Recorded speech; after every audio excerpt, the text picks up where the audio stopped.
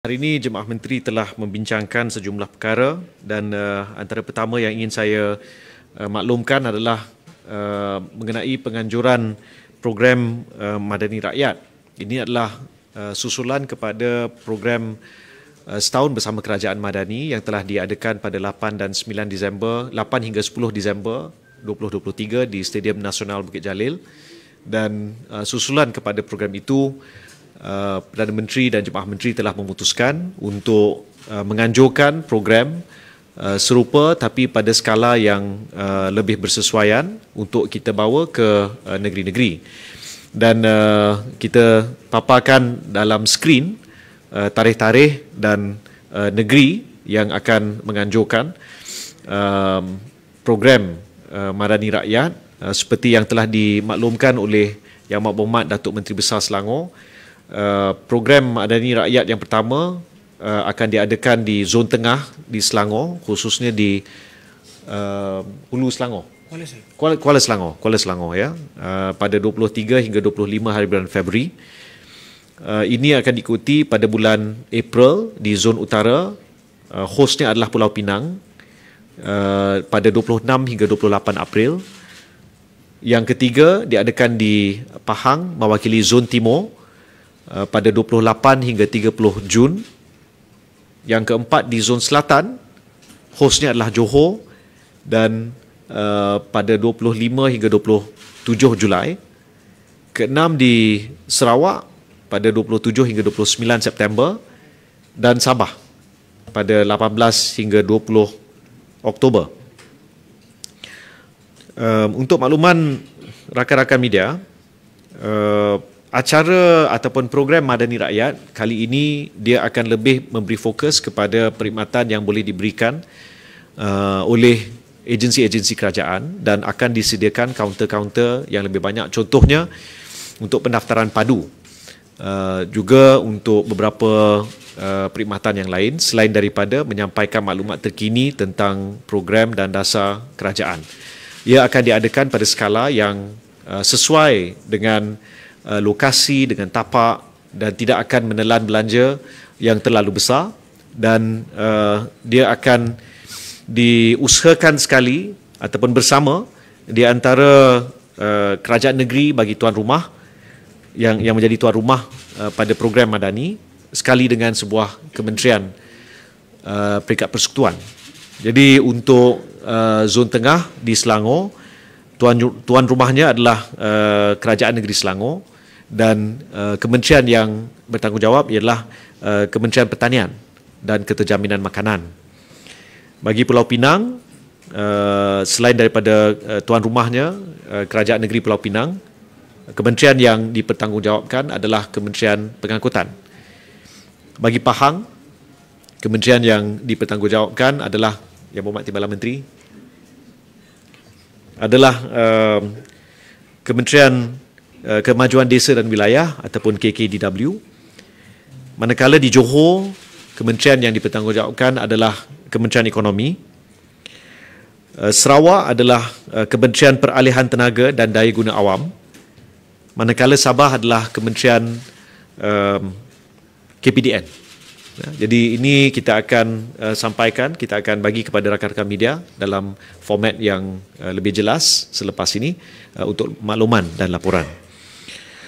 Kedua, Jemaah Menteri pada hari ini telah mendapat taklimat dan telah dibentangkan mengenai program KL20 yang dikelolakan oleh Kementerian Ekonomi, susulan kepada mesyuarat MAD4IR ataupun Majlis Ekonomi Digital, dan 4IR, ya, Industrial Revolution 4.0, dan ia akan diadakan insya-Allah pada 22 hari bulan April 2024, yang mengetengahkan Kuala Lumpur dan kawasan yang sekitarnya sebagai lokasi destinasi bagi pembangunan aspek-aspek digital dan menjadi daya tarikan kepada syarikat-syarikat seperti itu. Maklumat lanjut akan dikeluarkan nanti oleh Kementerian Ekonomi. Jadi hari ini adalah keputusan tarikh tersebut, 22 hari bulan April. Ya. Ketiga, Jemaah Menteri telah dimaklumkan hari ini mengenai pengosongan jawatan ataupun kerusi Presiden Senate, Presiden Dewan Negara, susulan kepada pelantikan Tun Wan Junaidi sebagai TYT Sarawak. Nama telah dicadangkan dan saya serah kepada Perdana Menteri nanti untuk umumkan, tapi ia akan dikendalikan sebelum sidang Dewan Negara yang akan bermula sekitar pertengahan Mac. Ya, I can't remember the exact date, tapi sebelum sidang tu insya-Allah. Ya, jadi jemaah menteri telah dimaklumkan, tapi kita ikut prosesnya nanti. Ya. Dan seterusnya saya ingin mengambil kesempatan ini untuk memaklumkan bahawa Kesatuan Telekomunikasi Antarabangsa ataupun International Telecommunications Union telah menerbitkan satu dokumen yang bertajuk Indeks Pembangunan Teknologi Maklumat dan Komunikasi ICT 2023 yang meletakkan Malaysia dalam kalangan negara pendahulu bagi pembangunan telekomunikasi di pentas global. Malaysia telah meraih skor sebanyak 94.5 daripada jumlah keseluruhan 100 mata, melepasi skor purata global 72.8 mata, sekaligus menunjukkan pencapaian cemerlang ke arah mencapai sasaran kesaling hubungan sejagat dan bermakna, universal and meaningful connectivity. Analisis ke atas laporan tersebut menunjukkan Malaysia berada di kedudukan 15 dalam dunia dan yang ketiga di rantau ASEAN. Jadi teks penuh daripada kenyataan media MCMC akan diberi kepada rakan-rakan media, tapi ini adalah satu pengumuman ataupun satu keputusan yang cukup baik, menunjukkan kita berada bukan hanya di landasan yang betul, tapi kita cukup baik, ya. Performance bagi Malaysia cukup baik. Cabaran kita bagi beberapa tahun yang akan datang adalah untuk mencapai 100% liputan 4G. Dan ini melibatkan beberapa isu teknikal, teknologi, geografi dan pengurusan di peringkat PBT. Tapi setelah diadakan sejumlah perbincangan dan kita capai kesepakatan di kalangan pihak kementerian dan juga sama ada menteri-menteri besar, ketua-ketua menteri dan juga sampai ke peringkat PBT, saya percaya banyak daripada isu ini dapat kita uruskan dengan baik. Jadi ini adalah beberapa perkara yang ingin disampaikan dan mungkin seperkara lagi, seperti yang kita semua sedia maklum, tol percuma telah diumumkan dan saya ingin tegaskan sempena Tahun Baru Cina. Jadi Kementerian Kerja Raya telah umumkan dan tarikhnya adalah 8 dan 9 Februari. Kerana ada media yang memetik 9 dan 10 Februari, tarikh yang diumumkan adalah 8 dan 9 Februari dan perkara ini telah dimaklumkan kepada jemaah menteri pada hari ini. Jadi kepada rakyat Malaysia yang ingin mengambil kesempatan, kita jemput untuk menyesuaikan jadual perjalanan, mengambil kira jumlah pengguna yang mungkin meningkat, terutama pada 9 hari bulan Februari ini. Jadi plan your journey well dan kita doakan selamat sampai ke destinasi.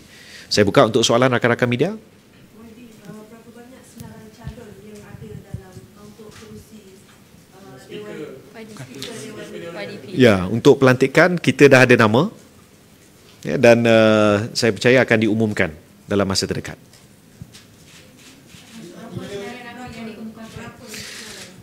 Saya tidak boleh menyebut lebih dari itu. Cuma untuk maklumkan, proses itu berjalan dan akan diumumkan kelak. Saya tak boleh sebut, ya, nanti akan diumumkan kelak. Kita jangka sebelum mula sidang Dewan Negara.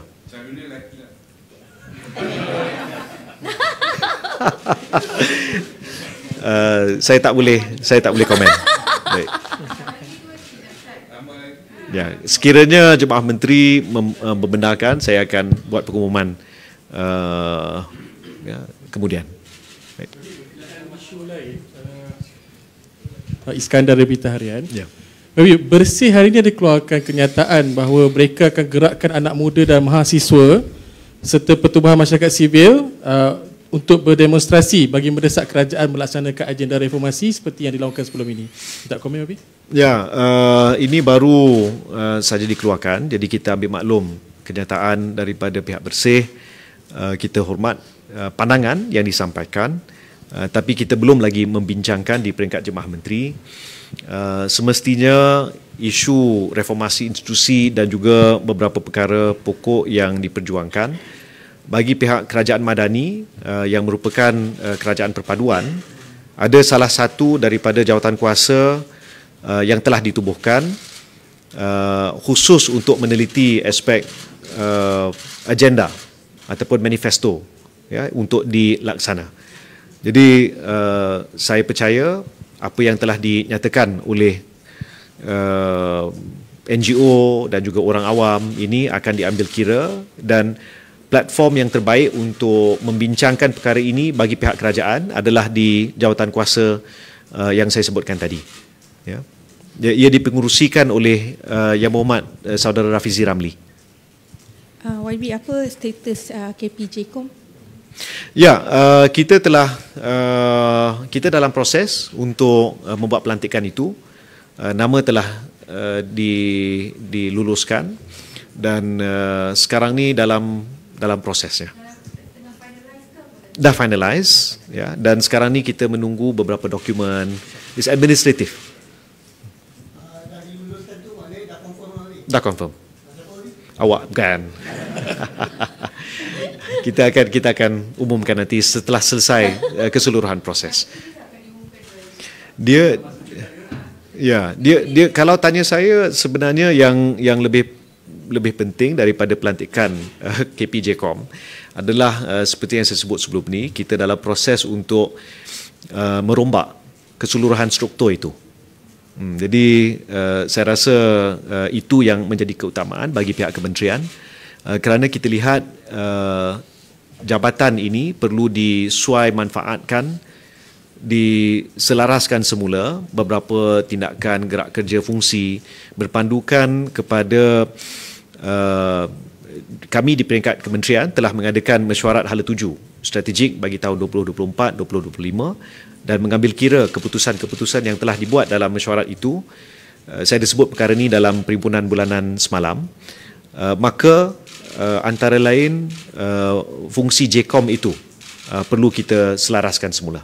Dia tidak akan berfungsi seperti yang sebelum ini.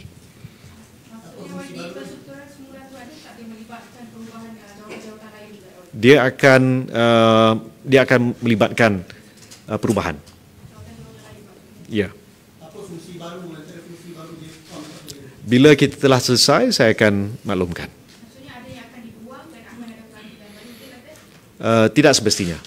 Dia bergantung kepada, sebab proses untuk melakukan rombakan ini melibatkan Jabatan Perkhidmatan Awam, JPA, maka kita kena lalui proses itu dulu. Saya bagi contoh, dalam kita menubuhkan dua kementerian baru, daripada dulu Kementerian Komunikasi dan Digital, sekarang menjadi Kementerian Komunikasi dan Kementerian Digital, proses penjawatan pun memang memakan masa. Jadi kalau untuk kementerian mengambil masa yang agak panjang, agak lama, berlandaskan proses dalam JP itu sendiri, maka saya jangkakan proses bagi rombakan pada JCOM ini akan mengambil sedikit masa. YB, hari ini dimaklumkan bahawa ringgit merekodkan paras harian terendah dalam sejarah, iaitu 3.549 berbanding dolar Singapura, dan sebelum ini juga dimaklumkan bahawa ringgit mencapai paras 6.54 dolar berbanding dolar US pada satu ketika sebelum ianya turun kepada 4.5. Jadi adakah yang dibincangkan dalam Jemaah Menteri hari ini dan apa pula? Ya, ia tidak dibincangkan, tapi Bank Negara telah mengeluarkan kenyataan semalam mengenai angka yang disebutkan tadi, kononnya telah mencecah 6.54 ringgit kepada US dollar, dan itu adalah kesilapan di pihak Google, ya, seperti yang pihak Bank Negara telah sebut semalam.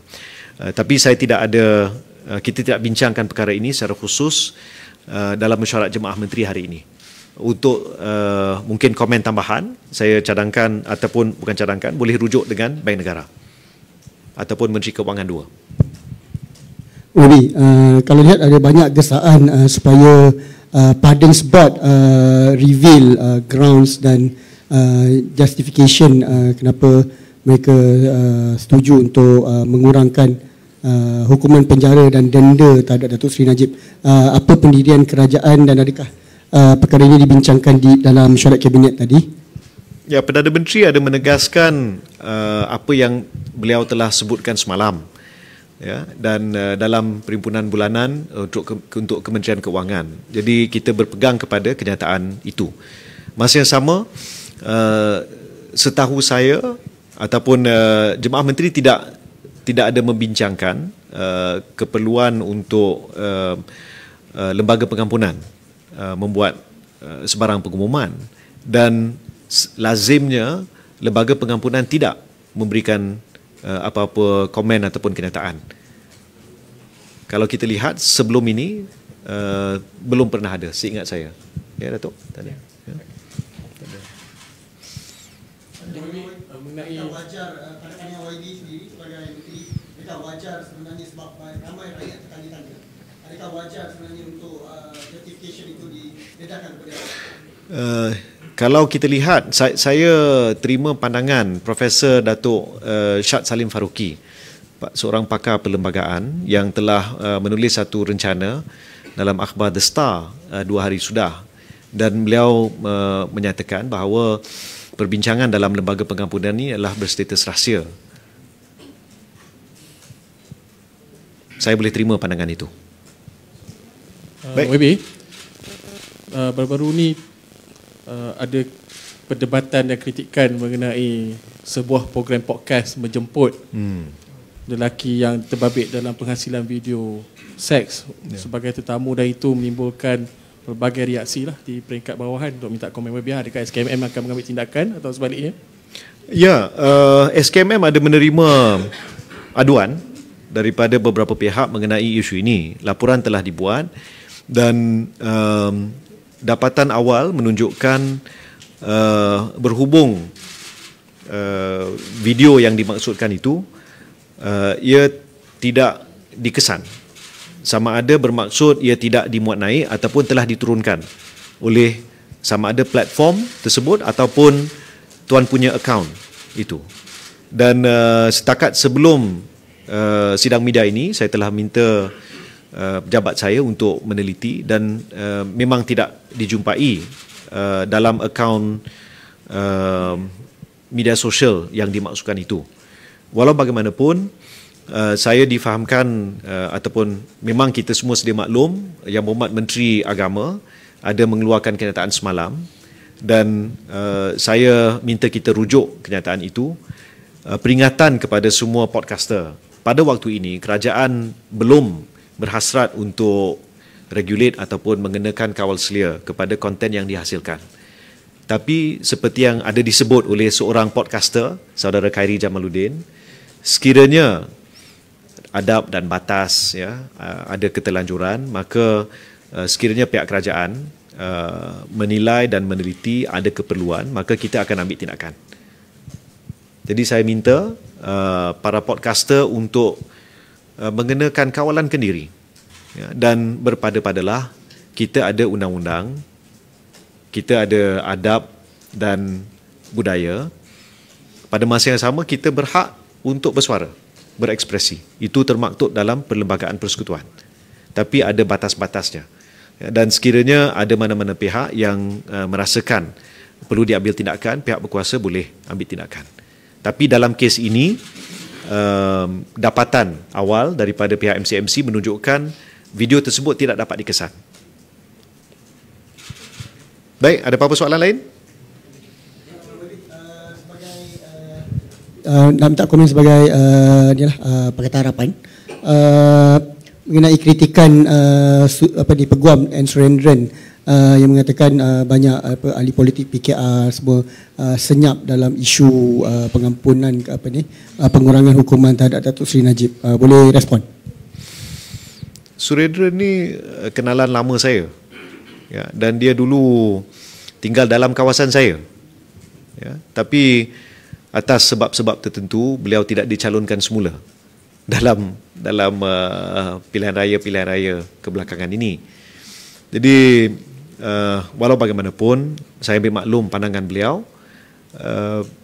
Dalam keadilan itu sendiri dan juga Pakatan Harapan memang kita berpegang pada prinsip. Masa yang sama kita ada disiplin parti. Ya, jadi kita ambil maklum dan disiplin parti itu juga penting. Baik, terima kasih.